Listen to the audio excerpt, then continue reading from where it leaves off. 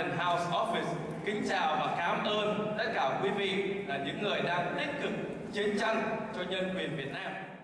Cuộc tổng vận động do BPSOS và Liên minh cho một Việt Nam tự do và dân chủ tổ chức diễn ra vào ngày 18 tháng 6 năm 2015. Liên minh cho một Việt Nam tự do và dân chủ đã được thành lập vào ngày 1 tháng 6 năm 2014 nhằm đẩy mạnh công tác quốc tế vận để hậu thuẫn cho công cuộc đấu tranh cho dân chủ và nhân quyền tại Việt Nam. Cần nhắc lại vào năm ngoái khi Trung Cộng đưa giàn khoan Hải Dương vào lãnh hải Việt Nam, Liên minh cho một Việt Nam tự do và dân chủ đã gấp rút tổ chức cuộc vận động nhằm đánh động Quốc hội Hoa Kỳ về thái độ hung hăng của Trung Cộng tại Biển Đông. Năm nay, khoảng 700 cử tri người Mỹ gốc Việt đến từ 30 tiểu bang với sự tiếp trợ của đồng hương đến từ một số quốc gia khác đã tiếp xúc với gần 150 dân biểu và thượng nghị sĩ Hoa Kỳ tại các văn phòng của họ. Các phái đoàn yêu cầu những vị dân cử đại diện mình tại Quốc hội hãy bằng nhiều phương cách khác nhau cài điều kiện nhân quyền vào cuộc đàm phán mậu dịch với Việt Nam. Thật ra, cuộc tổng vận động lần này đã thực sự bắt đầu vào lúc 2 giờ trưa ngày 17 tháng 6 qua cuộc điều trần về những vi phạm nhân quyền tại Việt Nam do dân biểu Chris Smith, New Jersey, chủ xướng. Kính thưa quý khán giả, chúng tôi là Việt Hải, Quốc Tuấn, Ngọc Tuyết, Phan Trọng. thân mời quý vị cùng xem lại một số hình ảnh phóng sự trong 4 ngày sinh hoạt đặc biệt lần này tại Hoa Thịnh Đốn.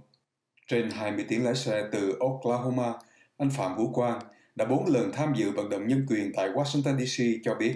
Lần đầu tiên là chúng tôi chưa có được cái hân hạnh tham dự, rồi sau đó thì chúng tôi mới được nắm vững về cái tổ chức của anh Nguyễn Đình Thắng là BPSOS. Từ bắt đầu đó là chúng tôi mới tham gia, cho nên đây chỉ là lần thứ 4, nhưng mà sự thật đây là lần thứ 5 mà cái Ủy ban cứu trợ thuyền nhân đó là đã vận động Quốc hội trong rất nhiều năm, tức là năm nay là năm thứ 5 đó thưa anh. Đạo luật về nhân quyền HR 2140 là một trong những điều mà các phái đoàn cử tri người Việt sẽ đòi hỏi yêu cầu sự hỗ trợ của các vị dân cử nhằm đưa vào biểu quyết ở Thượng nghị viện lần này. Nhận xét của anh Quang như sau. Là những năm qua mình đã có cái dự luật đó, coi như là Hạ viện đã đồng ý rất là cái tỷ số rất là cao. Nhưng mà rồi cứ nằm ở đây hoài, chưa lên được Thượng viện. Thì hy vọng là năm nay xem mình sẽ thúc đẩy để làm sao mà để Thượng viện họ đưa cái luật đó, đạo luật đó thông để mà xem xét và thông qua thưa anh. Chung với phái đoàn Oklahoma, một số quý vị đồng hương đã đến sớm trong ngày thứ 4 để kịp tham dự buổi điều trần về tự do tôn giáo. Vào lúc 2 giờ trưa, ngày 17 tháng 6 năm 2015,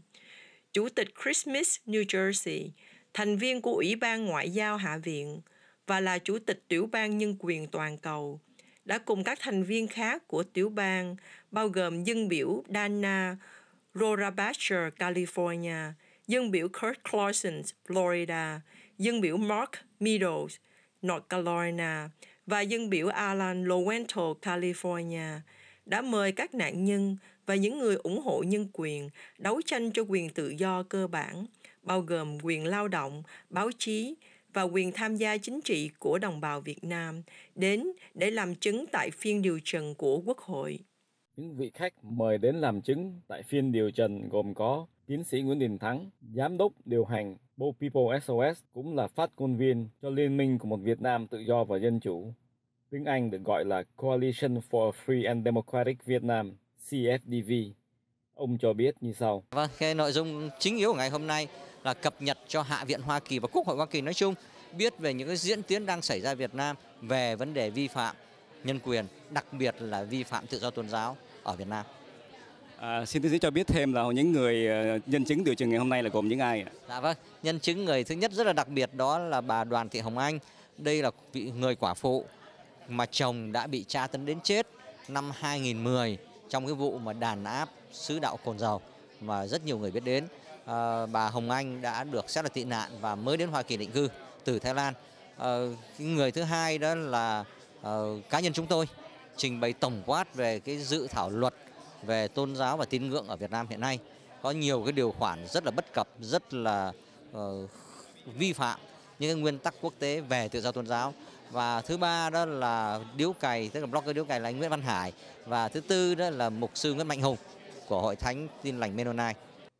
Cuộc điều trần này sẽ xem xét và thẩm định một cách nghiêm khắc những vi phạm nhân quyền trầm trọng của chính quyền Cộng sản Việt Nam đối với người dân, đặc biệt là các hành vi phạm pháp ngày càng leo thang về tự do tôn giáo và tự do ngôn luận. Các lời khai của nhân chứng trong các lĩnh vực nhân quyền đã cung cấp cho các nhà lập pháp Hoa Kỳ với những tài liệu xác thực và sống động về những vi phạm nhân quyền đàn áp và tra tấn của chính phủ Việt Nam. Phát biểu trước phiên họp, nhà báo Điếu Cày, một trong 4 nhân chứng, đã nhận định. Chúng ta biết rằng khi chính quyền Việt Nam tham gia vào một số cái hiệp ước quốc tế hay thương mại thì họ phải đưa ra những cái cam kết sửa đổi luật pháp để cho phù hợp với những cái công ước đó. Nhưng mà song song việc ban hành những cái luật pháp thì họ lại ban hành những cái văn bản dưới luật, và thực tế những cái văn bản dưới luật mới được thực thi, và những cái văn bản dưới luật lại tước đoạt tất cả những cái quyền đã được ghi trong luật. Vì vậy chúng tôi muốn cộng đồng quốc tế hiểu rằng chúng ta không nên nhìn vào luật của Việt Nam, mà chúng ta phải thấy rằng thực tế trong các nhà tù, các văn bản dưới luật, các thông tư mới đang được thực hiện. Và chính những cái thông tư này nó có nội dung trái với hiến pháp, trái với công ước quốc tế, và nó tước đoạt những cái quyền con người cơ bản. Trong thập kỷ qua, quan hệ giữa Hoa Kỳ và Việt Nam đã mở rộng cho các lĩnh vực an ninh và hợp tác kinh tế. Tuy nhiên, mối quan hệ này luôn bị thách thức bởi sự đàn áp của chính quyền Cộng sản Việt Nam về các quyền tự do căn bản của người dân Việt Nam. Các thành viên trong Tiểu ban Nhân quyền của Quốc hội Hoa Kỳ, dựa theo những lời khai của các nhân chứng trong cuộc điều trần này, sẽ xem xét lại mối quan hệ nói trên. Một số dân biểu trong buổi điều trần đã mạnh mẽ lên án các vi phạm về nhân quyền của chính quyền Cộng sản Việt Nam và khẳng định sẽ không ủng hộ Hiệp định Thương mại Xuyên Thái Bình Dương TPP nếu chính quyền Cộng sản Việt Nam không thực hiện những điều mà họ đã cam kết với quốc tế. Buổi điều trần đã kết thúc vào lúc 3 giờ chiều cùng ngày. Buổi ăn tối thân mật diễn ra vào tối thứ Tư để mọi người gặp gỡ, hàn huyên trước khi bắt đầu cuộc vận động chính thức ngày hôm sau. Nhân viên của BPSOS đã trao tận tay mọi người hiện diện các tập hồ sơ để gửi cho các văn phòng dân biểu, thượng nghị sĩ và chiếu video hướng dẫn những talking point, những điều sẽ phải trình bày khi gặp các vị dân cử. 4 năm qua, anh em chúng tôi ngồi họp lại với nhau và đưa ra một cái kế sách 5 năm là phải đi vận động không những tại địa phương của chúng ta mà chúng ta phải kéo về Hoa Thịnh Đốn để cho những cái vị dân cử của chúng ta tại địa phương thấy rằng cái lực lượng Việt Nam mình là có hậu thuẫn. Chúng ta có thể kết hợp và đoàn kết lại với nhau và cho họ thấy được cái lực lượng của mình là đáng kể để họ có thể giúp cho chúng ta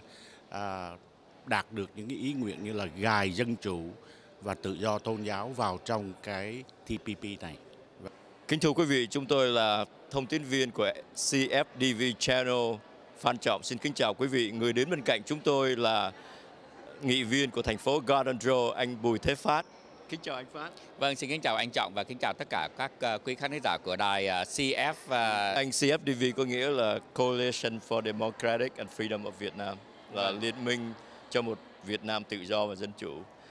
là một trong những liên minh mà đứng ra tổ chức cái buổi điều trần ngày hôm nay. Vâng, chúng tôi rất là vui và nhiệt liệt ủng hộ và hoan nghênh cái việc làm của các anh.